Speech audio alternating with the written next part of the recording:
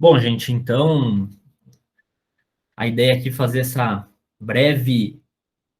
passar essa breve lembrança para vocês do que é agricultura de precisão, algumas ferramentas e principalmente quais são os objetivos da agricultura de precisão para não ter uma confusão aí que sempre acontece de a agricultura de precisão visa reduzir o uso de insumos, a agricultura de precisão visa utilizar ferramentas digitais na agricultura. Não é bem isso, né? Então, quero relembrar o conceito, os objetivos e, basicamente, aí uma outra ferramenta. Tá? Jogo rápido, imagino 10 minutos, mas nós, professores, não somos muito confiáveis nessas estimativas de tempo.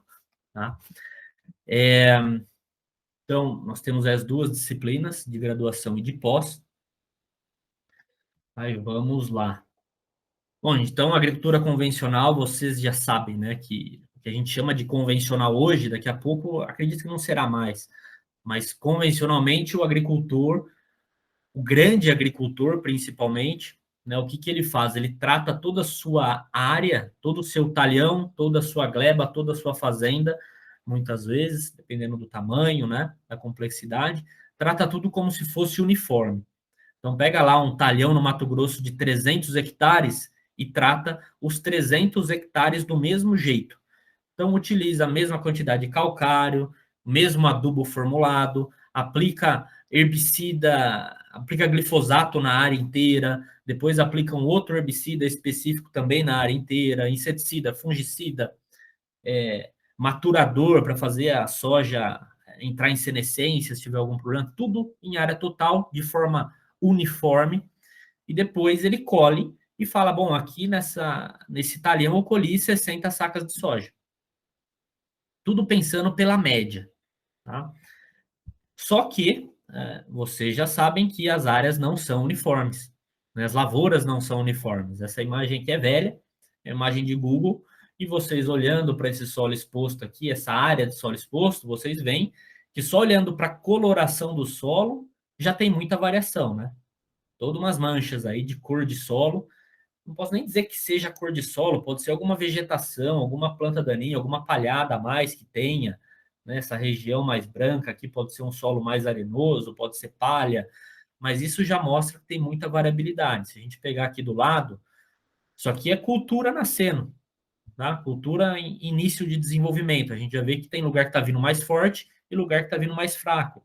Então a gente tem muita variabilidade. Então não faz sentido a gente tratar como uniforme essa área.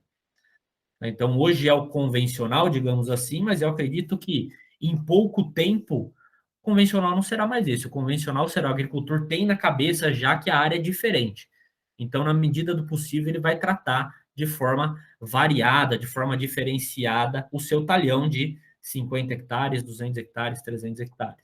Ele vai tentar aí contabilizar as diferenças e tirar proveito delas. Isso aqui é um mapa de produtividade de milho. Vocês veem aí que tem produção em vermelho, né, produção de 2,7 toneladas até produtividade próximo de 4 toneladas. Então, tem uma grande variação e são manchas bem definidas aqui. Então, a gente tem que tirar proveito disso daí. Tá?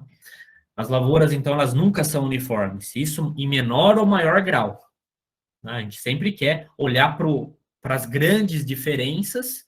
Então, a gente pegar aqui essas manchas de baixa produtividade, essas três aqui, essa grandona aqui, e tentar entender por que está produzindo pouco aí.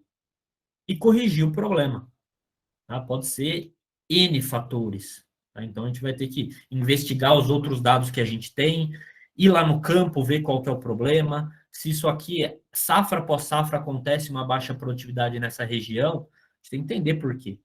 Pode ser alguma coisa que a gente pode melhorar, que a gente pode tratar. E daí a gente eleva essa produtividade.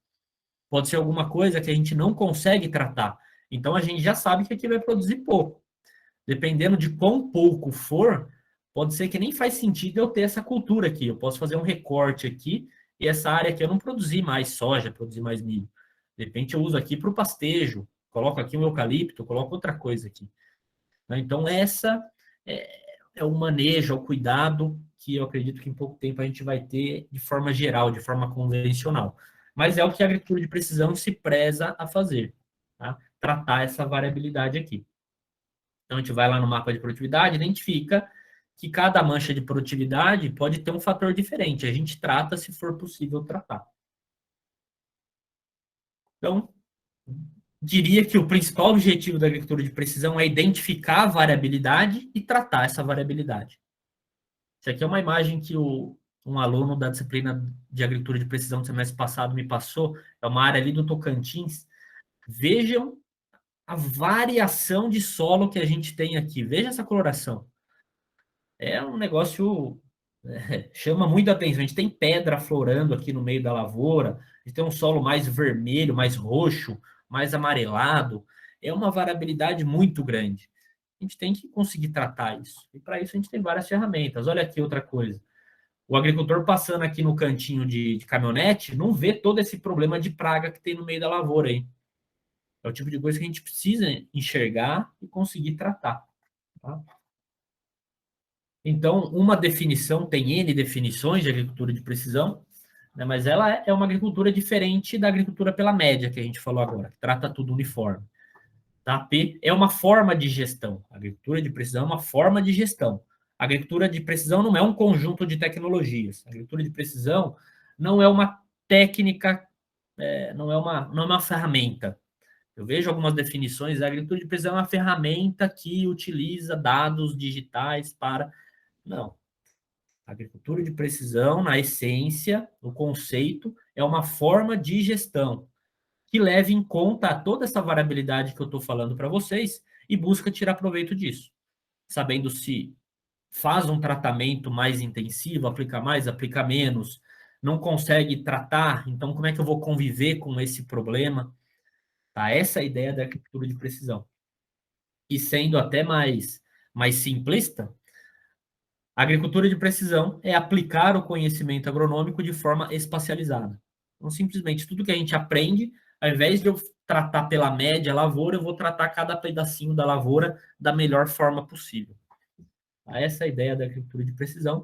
E daí a gente tem algumas possibilidades aí, alguns objetivos que a gente pode alcançar, que podem não ser simultâneos. Tá? A gente tem aí reduzir o uso de insumos, otimizar o uso de insumos é um grande objetivo. Sempre a gente vai reduzir o uso de insumos? Não. Né? Um das grandes vendas de agricultura de precisão, de aplicação de fertilizante em taxas variáveis, o pessoal fala que vai reduzir o uso de insumo. Aí o agricultor vai lá, faz uma amostragem, cria mapa, ao invés de reduzir o uso, agora ele vai ter que aplicar mais. Aí o cara fala, peraí, você me vendeu que ia reduzir, agora eu estou aplicando mais, isso aí queima a tecnologia. Tá? Então aqui a gente quer otimizar o uso de insumos. Dá para reduzir? Dá. Principalmente defensivos. Produtos fitossanitários. Quando a gente identifica onde está a praga e a gente aplica só onde precisa, porque a praga está lá, eu não preciso aplicar mais o glifosato na área inteira. Eu vou aplicar só onde tem a planta daninha. Porque o glifosato aplicado no solo não serve para nada. Ele tem que ser aplicado em cima da planta daninha. Então, o potencial de reduzir o uso de defensivos agrícolas é enorme. Tá?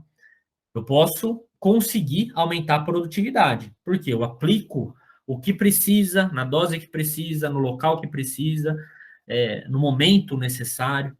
Então, busco aumentar a produtividade, busco melhorar a qualidade de produto. Se eu tenho todo esse cuidado, a tendência é que eu tenha um produto melhor. Tenha uma cana com mais açúcar ou com mais fibra, se eu quiser uma cana energia. Tenha um milho com melhor qualidade, um trigo com mais proteína, um café que vai para uma venda melhor, um vinho de melhor qualidade. Tá? Então, essa é a ideia aqui. Eu também consigo, muitas das vezes, melhorar a eficiência de operações, porque daí eu tenho ferramentas associadas, tenho GPS, tenho piloto automático, tenho controladores para a taxa variável, mas tudo isso aqui resulta em aumento da lucratividade para o agricultor, com também um consequente menor impacto ao ambiente. Então, o apelo ambiental é muito grande para a adoção da agricultura de precisão. Tá? Tudo bem até aí, gente? Então, nossa ideia é que, ao invés da gente ter um mapa como esse daqui, onde eu tenho locais que eu tenho prejuízo e local onde eu tenho um grande lucro, eu quero esse mapa aqui todo azulzinho. independente se eu estou produzindo mais ou não. Eu posso continuar produzindo a mesma coisa, mas gastando menos. Ou eu posso gastar mais, mas produzir mais, então aumentar a minha lucratividade. Tá? Então, a ideia é ter esse mapa de lucratividade todo azul.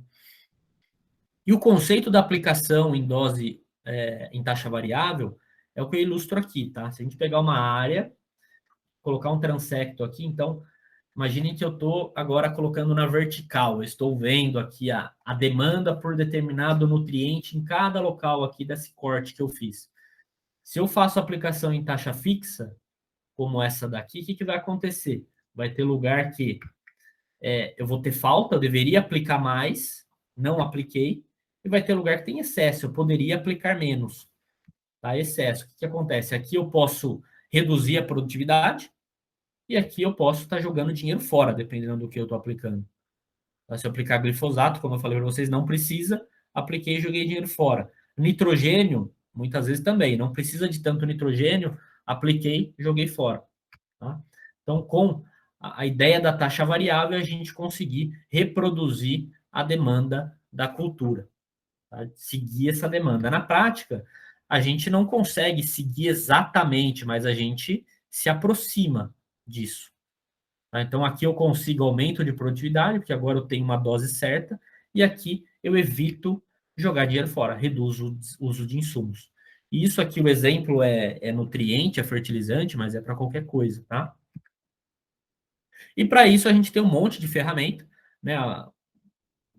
Que deu início à agricultura de precisão foi a gente ter o GPS disponível, com um bom sinal, com uma boa precisão aí, na casa dos seus 10 metros. Antes disso era na casa dos 100 metros, né? Então aí era complicado.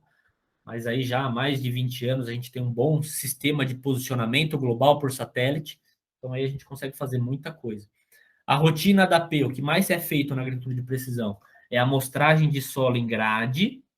Então, cada pontinho desse aqui é uma amostra que vai para o laboratório, vem o resultado da análise do solo, e daí a gente faz mapas da variabilidade dessas propriedades do solo. Aqui CTC e aqui saturação por base. Exemplos. Tá? E daqui a gente precisa fazer interpolação. É um dos grandes produtos nossos aqui na disciplina é esse. A gente vai pegar os dados, vai checar, vai procurar outliers, ver se os dados estão bons, e daí a gente vai fazer uma interpolação. Tá? Por krigagem, uma interpolação geoestatística, que é o que vai entregar o melhor resultado para a gente. E depois a gente tem mapas de prescrição. Tá? Mapas de recomendação, como esse daqui de calcário, que a gente juntou CTC e saturação por bases na equação da recomendação de calcário para chegar no mapa de prescrição de calcário. Então, daí eu tenho doses diferenciadas, vai de 100 quilos a 2.500 quilos. E para isso a gente tem um controlador para a taxa variável que está instalado na máquina aplicadora, que usa GPS, o dado em si tem atuadores e permite, conforme a máquina se desloca no campo, fazer uma variação de dose. Tá? Isso é o que mais é feito na agricultura de precisão aí.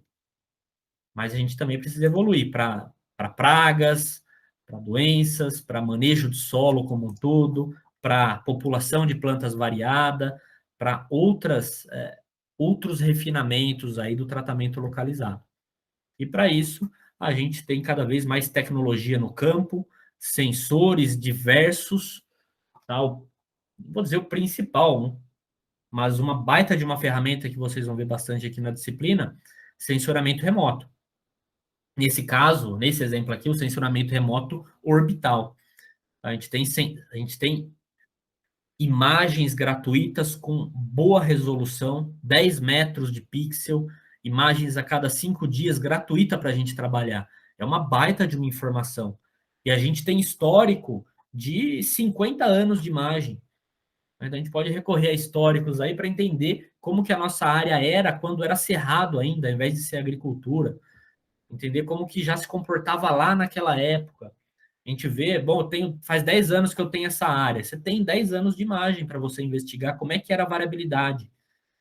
Então, a gente tem uma baita de uma ferramenta hoje com resoluções espaciais, temporais, espectrais diversas, altas.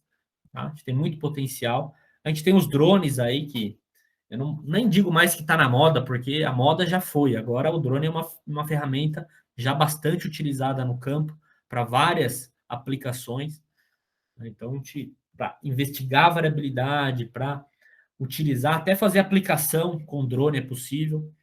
Então, é uma baita de uma ferramenta hoje. E sensores de planta, de solo, tá? Sensores que vão embarcado na máquina para ver estrutura de vegetação, para ver vigor. Posso fazer a mesma coisa com imagem por drone, com imagem por satélite, mas eu tenho opção também do equipamento instalado na máquina, imagens 3D, sensores de solo para medir condutividade elétrica, para estimar propriedades do solo por espectroscopia. Tem muita ferramenta. Tá? E hoje eu passei a dizer, estou começando a afirmar aí que a gente está numa era que a gente tem uma agricultura baseada em dados. A gente tem muito dado disponível, que é o Data Driving Agriculture aqui. Peguei, inclusive, essa definição que eu gostei. Então, a gente tem muito dado disponível para fazer um manejo cada vez melhor da lavoura. E isso pode ser levando em conta a variabilidade, que é a ideia da agricultura de precisão, mas às vezes nem, não necessariamente. Né? A questão de irrigação é um grande exemplo. Cada vez a gente tem mais dados climáticos, de umidade de solo, fatores de cultura para corrigir a irrigação, e só de informar o agricultor o momento exato de irrigar e a lâmina que deve ser irrigada, já é um baita de um retorno para o agricultor e para o ambiente, para a sociedade também.